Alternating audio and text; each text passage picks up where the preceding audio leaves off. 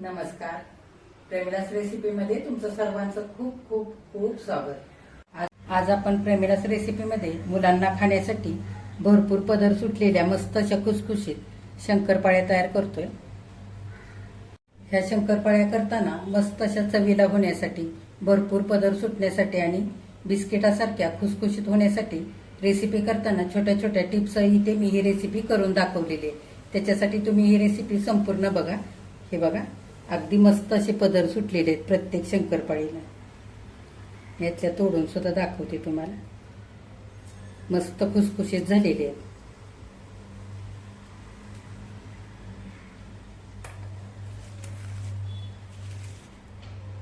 लगेचच रेसिपीला सुरुवात करूयात. आता मस्त अशा खुसखुशीत शंकरपाळ्या करण्यासाठी इथं मी सारं साहित्य घेतलंय. तर आधी वजनी प्रमाण बघूया. इथे 1 किलो मैदा घेतलेला आहे. तर हा मैदा मी चाळून घेतलेला आहे. चाळून घेणं अगदी महत्वाचं आहे. त्याच्यामुळे मैद्यातल्या गुठळ्या पण मोडतात आणि काय आळी जाळी असेल तर ती सुद्धा निघून जाते. इथे अख्खी साखर 1/2 किलो घेतली आणि ती मिक्सरवरती बारीक करून घेतले. इथे बिना वितळता 1/2 किलो डालडा घेतलेला आहे. जर तुम्हाला तूप ह्या जागी वापरायचं असेल तर बिना वितळता 1/2 किलो तूप इथं तुम्ही घेऊ शकता. चवीनुसार मीठ आणि 1 चमचाभर वेलची पावडर घेतली. आता कपाच्या मापाने सांगते. ह्या कपाने सारं साहित्य मोजून घेतलंय. ह्या कपाने 8 कप मैदा, ह्या कपानेच 2.5 कप इतकी दळल्यानंतर साखर भरलेली, 1 कप भरून बिना वितळता डालडा, चवीनुसार मीठ आणि 1 चमचाभर वेलची पावडर. आता पीठ मळण्यासाठी इथं मी मोठी अशी परात घेतलेली. परातीमध्ये सगळ्यात आधी मैदा घेऊया.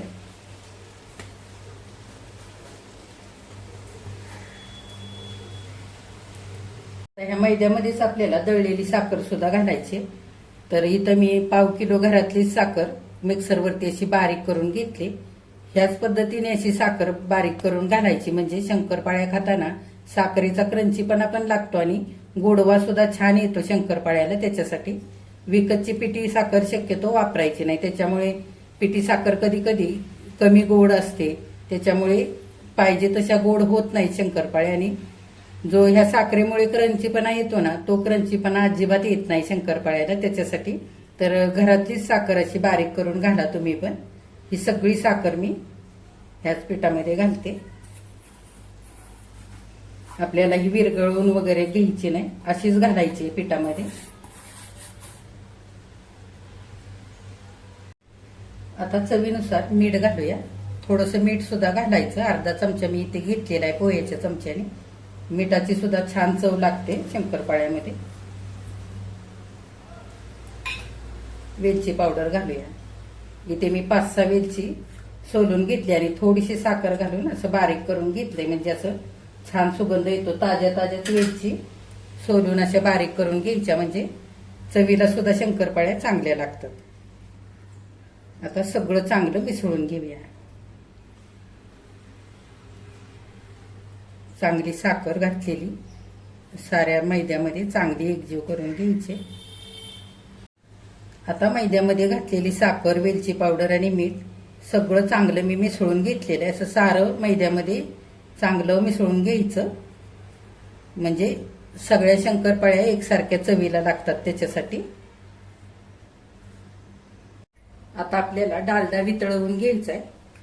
तर सगळं आपण टोपामध्ये घालून घेऊया.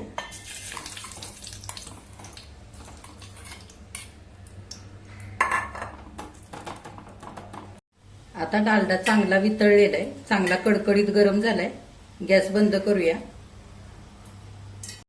आता हा कडकडीत गरम केलेला डालडा मैद्यावरती घालूया. वितळल्यानंतर डालडा इतका झालेला आहे असा, त्यातला आपण 2-3 चमचे बाजूला ठेवूया.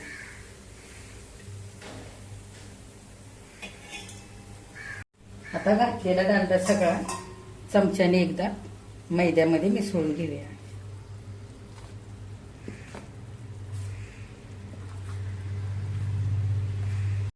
आता उरलेला हा वितळलेला डालडा तो सुद्धा घालूया.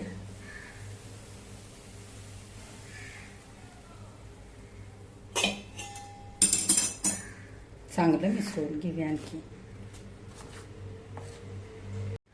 आता सगळा डालडा मैद्यामध्ये चांगला चमच्याने मिसळून घेतलाय. हाताला सोसवेल असा डालडा थंड झालेला आहे. आपण हाताने चांगलं मिसळून घेऊया एकदा. प्रत्येक पिठाच्या कणाला हे डालड्याचं मोहन घातलंय ते लागायला पाहिजे. अशा पद्धतीने सगळं चांगलं आपल्याला एकजीव करून घ्यायचं. असं दोन्ही हाताने चांगलं मिसळून घेऊया.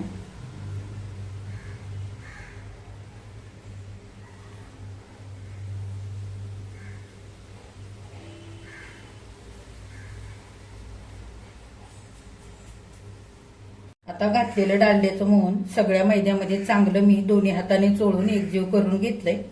असं चांगलं चोळून अगदी मैद्याच्या कणाकणाला लागायला पाहिजे. अशा पद्धतीने चांगलं मोहन सगळीकडे मैद्यामध्ये मिसळून घ्यायचं. म्हणजे शंकरपाळ्या तळल्यानंतर भरपूर पदरही सुटतात आणि बिस्किटासारख्या मस्त खुसखुशीत शंकरपाळ्या तयार होतात त्याच्यासाठी.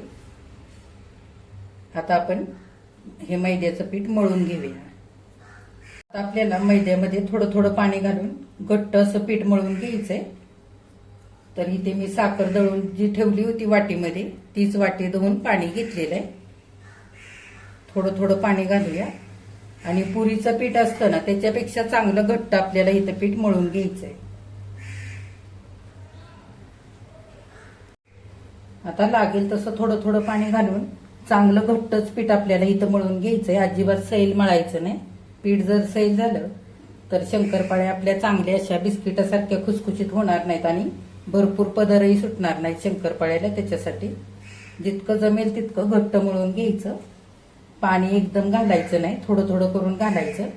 तुम्हाला पाण्याऐवजी जर दूध वापरायचं असेल तर तुम्ही दूधही वापरू शकता पीठ मळण्यासाठी. आता चांगलं आपण दोन्ही हाताने पीठ घट्ट मळून घेऊया.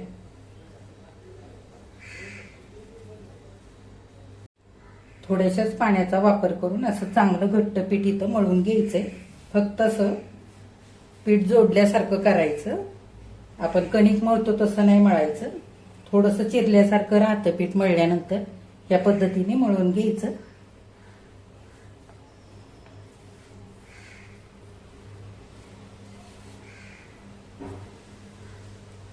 आता थोडं थोडं पाणी घालून दोन्ही हाताने चांगलं पीठ मी मळून घेतलेलं आहे. तर असं मऊसूद न मळता असं चिरा पडल्यासारखं पीठ आहे बघा. या पद्धतीने असं भिसभिस आपण एकजीव करून कसं मऊसूद पीठ मळतो तसं नाही मळलेलं. थोडं थोडं पाणी घालून असं पीठ मी घट्टसर मळून घेतलेलं आहे. आपण भाजी वाढण्यासाठी पळी वापरतो ना त्याने 1.5 पळी इतकंच पाणी मला पीठ मळण्याकरता इथं लागलेलं आहे. अशाच पद्धतीने घट्ट पीठ मळून घ्यायचं म्हणजे शंकरपाळ्या मस्त खुसखुशीत होतात बिस्किटासारख्या. आता आपल्याला हे पीठ मुरण्यासाठी ठेवायचं नाही, लगेचच ह्याच्या शंकरपाळ्या करायला घ्यायच्या. आता शंकरपाळ्या लगेचच आपल्याला लाटायचे. तर आपण पिठाचा गोळा काढून घेऊया. थोडासा लागेल तेवढं पीठ घ्यायचं, लाटता येईल असं. थोडंसं पोळपाटावर घेतल्यानंतर असं मळून घ्यायचं.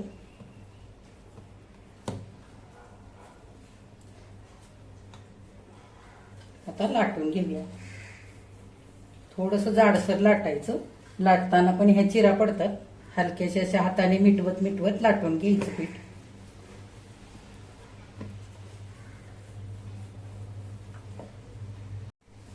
आता साईडच्या कडा मिटवत मिटवत अशी मी जाडसर चपाती इथं लाटून घेतलेली. एकसारखी साऱ्या बाजूने लाटायची, कुठे जाड कुठे पातळ अशी लाटायची नाही. फारही पातळ चपाती लाटायची नाही, नाहीतर मग शंकरपाळ्या चांगल्या आपल्या खुसखुशीत होत नाहीत. त्याच्यासाठी या पद्धतीने असं मी जाडसर ठेवलेलं आहे. आता कापून घेऊया. हे साईडने लाटताना चिरतं तर ते आपण आधी काढून घेऊया. आता चपातीच्या सगळ्या बाजूच्या कडा कापून घेतलेले. असा चौकोनी आकार झालेला आहे. आता छोट्या छोट्या शंकरपाळ्या कापून घेऊया. तुमच्या आवडीप्रमाणे तुम्हाला कशा कापून घ्यायच्या तशा तुम्ही कापून घेऊ शकता.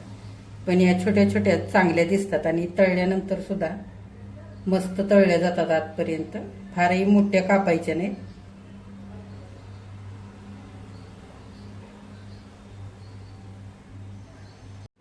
आता उभं कापून झालंय असं. आडवं पण कापून घेऊया म्हणजे मस्त चौकोनी आकार येईल शंकरपाळ्यांना.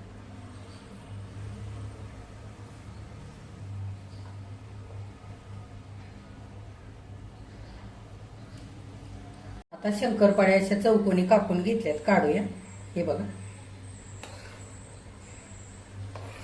आणखी एका चपातीच्या आपण अशाच करून घेऊया. हे बघा, अजिबात एकामेकाला चिकटत सुद्धा नाहीये. ताटामध्ये काढून ठेवूया.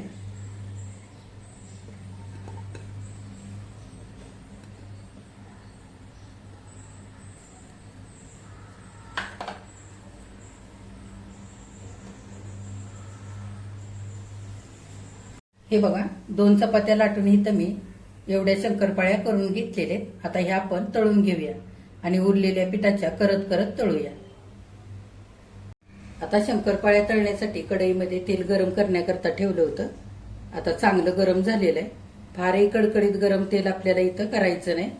अशा गरम तेलामध्ये जरी शंकरपाळ्या तळण्यासाठी घातल्या ना तरी वरून लगेच रंग बदलतो, करपतात आणि आतमध्ये तशाच कच्च्या राहतात. आणि फारही कमी गरम तेल आपल्याला इथं असताना शंकरपाळ्या तळण्यासाठी घालायच्या नाहीत, नाहीतर त्या तेलकट पण होऊ शकतात आणि तेलामध्ये विरघळू पण शकतात. आता तेलामध्ये आपण एक पिठाचा आधी गोळा घालून बघूया.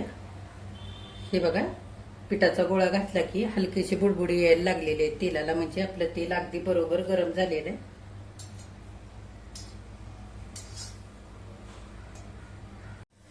आता गॅस मध्यम करूया आणि तेलामध्ये शंकरपाळ्या तळण्यासाठी घालूया.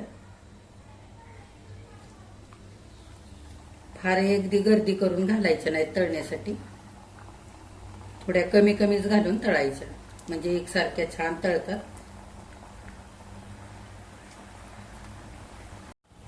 हलकेसे तेलावरचे बुडबुडे कमी झाले की थोड्याशा हलवून घ्यायच्या.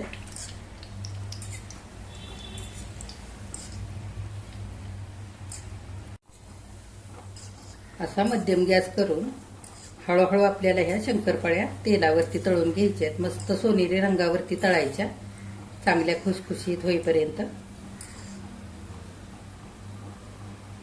आता 3 मिनिटं मध्यम गॅस करून मस्त अशा सोनेरी रंगावरती शंकरपाळ्या तळून घेतलेले.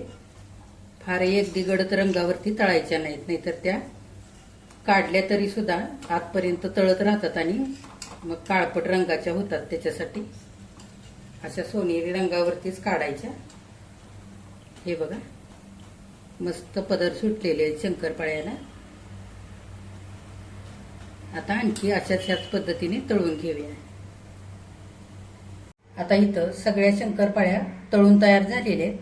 तळल्यानंतर चाळणीवरती नितळण्याकरता काढल्या आणि अशा मोठ्या भांड्यामध्ये थंड होण्याकरता पसरवून ठेवलेले आहेत. प्रत्येक शंकरपाळीला मस्त असे लेअर पडलेले आणि मस्त खुसखुशीत शंकरपाळ्या झालेले. आता आपण एका ताटामध्ये काढूया. इथे आता मस्त अशा बिस्किटासारख्या खुसखुशीत शंकरपाळ्या करून तयार झालेल्या आहेत खाण्यासाठी. चवीला तर खूपच भारी झालेले आहेत. ह्या शंकरपाळ्या चांगल्या थंड झाल्या की हवाबंद डब्यामध्ये भरून ठेवायच्या म्हणजे संपेपर्यंत छान खुसखुशीत राहतात. तर तुम्ही सुद्धा अशा मुलांना खाण्यासाठी शंकरपाळ्या मी दाखवलेल्या पद्धतीने नक्की करून बघा. केल्यानंतर कमेंट करायला अजिबात विसरू नका. आजची रेसिपी आवडल्यास एक लाईक सुद्धा करा आणि जे कोणी आता माझ्या रेसिपीज नव्याने बघत आहेत त्यांनी माझ्या चॅनेलला जरूर सबस्क्राईब सुद्धा करा.